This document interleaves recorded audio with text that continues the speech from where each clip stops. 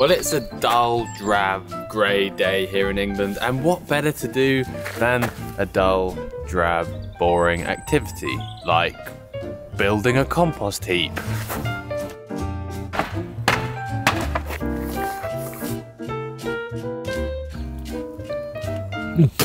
Whatever you do, don't eat compost. But my compost heap is going to be made out of these pallets. And this morning I went to the garden centre and picked up some cardboard. I'm at the garden centre. I sense myself getting old quite quick, getting excited about all these plants. And I'm making a compost heap. Should I be worried? This is an apple tree. And this tree makes flipping walnuts. What's your name? Alfie. I met Alfie at the garden centre and he's sorted me out with loads of cardboard, so thank you. It's exactly what I need. I also got myself some gloves, some gardening gloves. Oh, it's so exciting. I've got my own gardening gloves. I am gonna be a gardener who grows plants and makes compost. Hope you enjoy watching.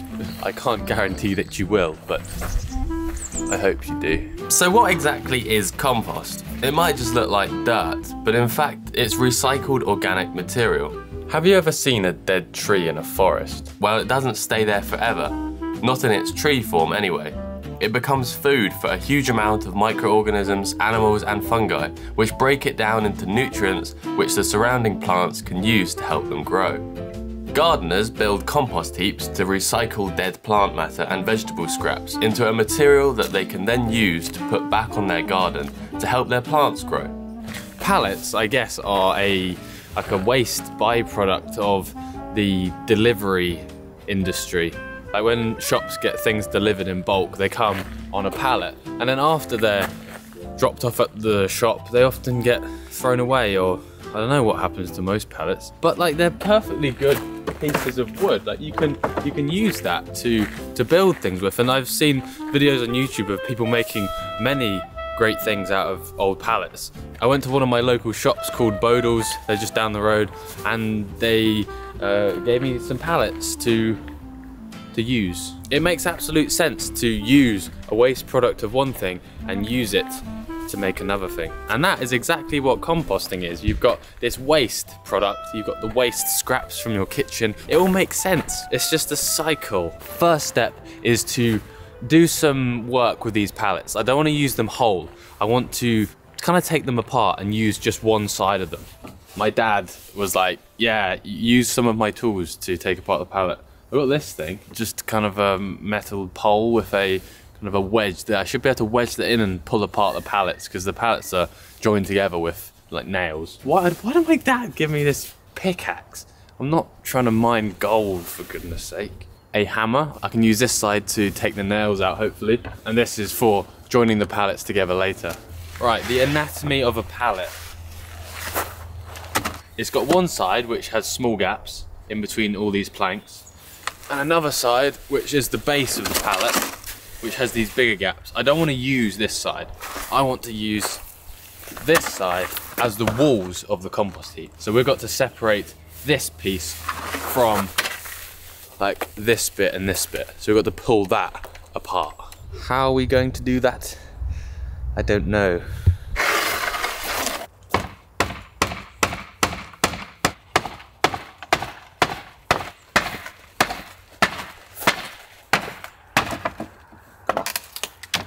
Managed to break off one part of the pallet and it's left me with all these nails sticking out. Like, that is really dead. Rusty nails can't be good. I'm gonna bang them in.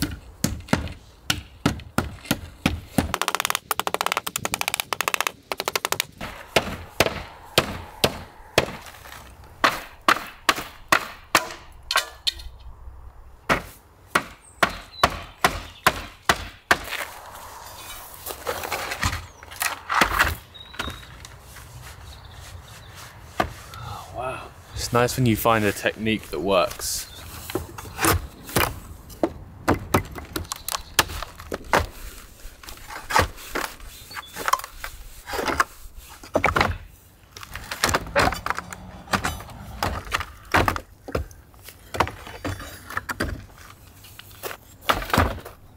Oh yeah, look at that. That's what I want. I've got to do the same thing for all 7 pallets. This thing saved the day. Don't know what it's called.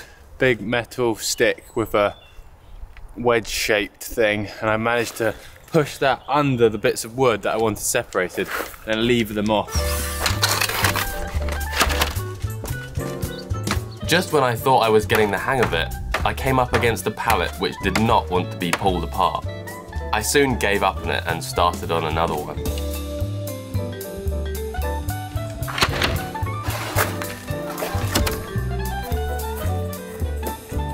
That one was so much easier for some reason.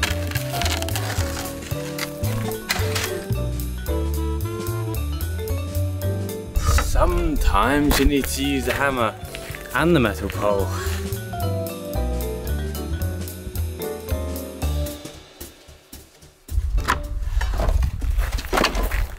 Yeah, 7 pallets deconstructed, ready to build a compost heap. I need to have lunch, I'm tired. Stir-fry vegetables and noodles with coriander and sesame seeds. Yum. One of the reasons I decided to make a compost heap was because I was inspired the other day after reading a gardening magazine about composting. In fact, most of my inspiration comes from either reading a book or magazine. This video is kindly sponsored by Readly, which is a digital magazine subscription that allows you to access over 6,000 titles all in one place on your phone or tablet. I'm interested in a large range of subjects, so it's ideal to be able to dip in and out of a variety of different magazines, as and when I feel like it. Of course, I've been reading fruit and gardening ones recently, as well as travel magazines, and of course, my favourite, which are food magazines. I particularly enjoyed reading this one, and now I want to get an air fryer. And even this one, which isn't in English, so I can't understand the writing, but the pictures have inspired me, and now I want to try growing my own hops to make beer. You can also use the filter tool to organise what language of magazines you see. I like travelling, and having access to all these magazines is really ideal when I'm on a plane or train ride. Imagine carrying 6,000 magazines about in your bag, and with all the magazines on an app, it's of course paper-free. You can also download magazines to read offline, so you can read anytime and anywhere. If you also want to find some inspiration from reading, then you can enjoy Readly for 2 months for free and cancel at any time. Use the link in the description of this video, and I hope you enjoy reading. Whilst having lunch, I did some pallet research and realised that pallets are treated to kill off pests and diseases to stop bad things from spreading across different countries. I learnt that some of the treatments are pretty toxic, and pallets containing them shouldn't be used to make compost bins. Luckily, pallets are marked with a stamp to tell you this information. Pallets just got way more interesting, and I'm very happy to see the print on my pallets has a HT on it, which means they're heat treated and they haven't used chemicals to kill off pests and diseases inside the wood, because apparently you shouldn't use those sorts of pallets for projects like a compost heap, because then it's possible that the chemicals can leach into the compost. Fascinating. There's one more thing I need to do before I make these compost bins out of the pallets, and that is paint them. I wouldn't be too fussed with painting, but it's my dad's garden and he requires things to look nice, and he wants the pallets to disappear within the foliage of the garden. So he's instructed me to paint the pallets with this paint. Of course it's paint. What else would it be? It's like a dark greeny colour. There we go. All I needed was a fork.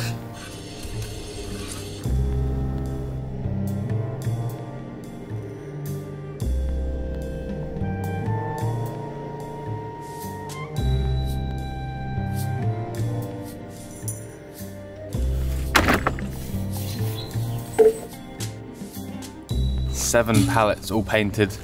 Definitely not professionally painted. What next?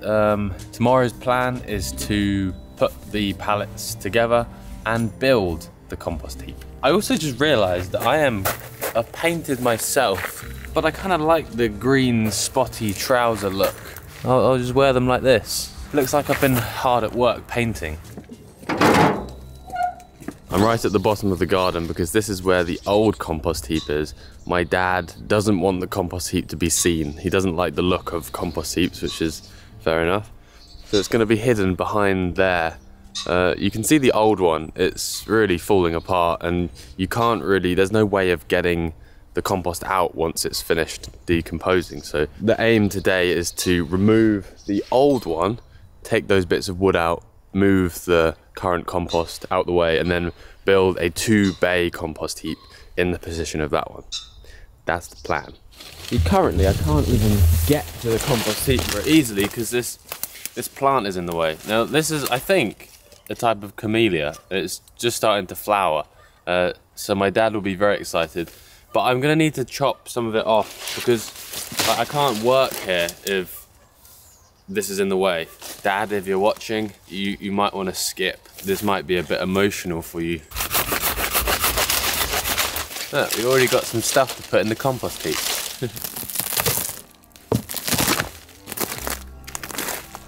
We can now see compost under there. Let's take a closer look at this wonderful thing called compost. That there is like vegetable scraps from the kitchen in the last week. And that down there is what it turns into. Is that a potato? No way. And it isn't just dirt, because that is actually looking real nice.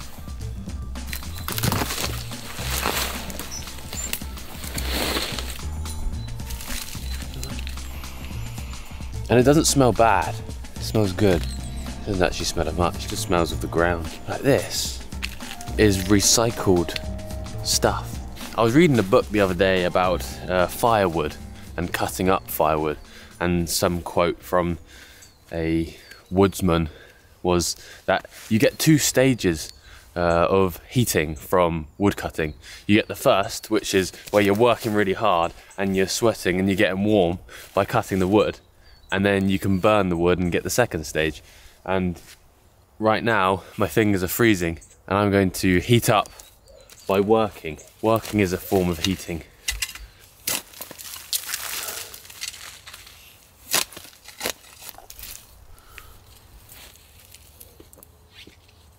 Apparently some types of tea bags also don't decompose.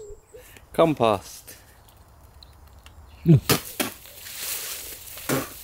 Whatever you do, don't eat compost. It doesn't taste of much, and in your mouth it feels like you're eating like loads of little stones. Ooh, I feel dizzy and tired. We have made great progress. I have moved an awful lot of compost, like a crazy amount, from one place to another. I now need to grab the pallets that I prepared and painted yesterday and bring them around here so I can start making the new compost heap.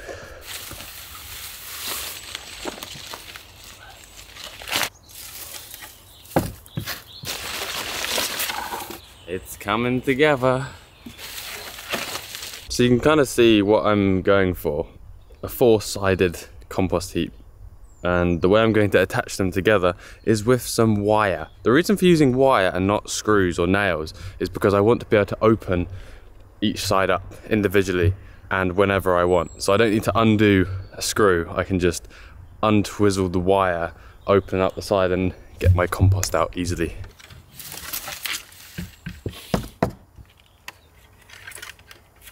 That was actually incredibly simple. I just cut a piece of wire, pulled it round the top, attaching the 2 pieces together, and tightened it up. I'm going to do that with all the other sides. I was reading about making compost, and apparently it's a good idea to put some cardboard lining the outside of the pallets to keep in the moisture and also keep the compost heap warm so that the living organisms inside the soil can work hard, because I think they work harder at warmer temperatures. And then I've got some drawing pins to secure it in place. Now I've got to get that pile of compost into that heap. Shovel should do a quicker job than the spade.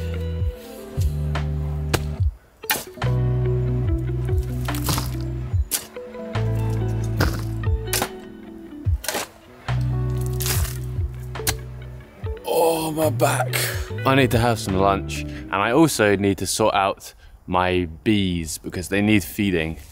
So apparently this is the time of year when there is most chance of my bees starving, because there's not many flowers about, and flowers is where the bees get their food. And so to give the bees a little help through the winter, as a beekeeper you can feed them. They'll eat watered down sugar, which is called sugar syrup, and they will also take something called baker's fondant. And this is what people use for feeding bees in the winter. Baker's fondant is like icing sugar that cake people use to ice their cakes with. I made an order of this bee food from my favourite bee farmer, Griff, from Gwennan Griffith Bee Farm in Wales. And here it is. It's called Fonda Bee. It's actually really soft, this stuff. This is 2.5 kilograms. So I'll open this up and put it on the beehives. I need to get some proper gloves as well. I keep using these like terrible thin gloves that don't even work. I don't even know why I still use them. Do you like my new beehive stands? I made them the other day. I have a video coming shortly where I show how I made them. They're very easy to make, and I think they look a bit better than what I had before.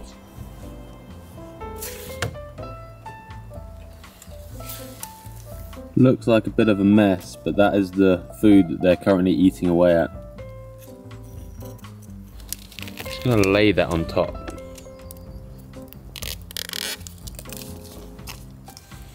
Then they can eat their way through. And that should last them the rest of the winter, I reckon. Bees are fed, I've been fed. Let's finish the work on the compost bin.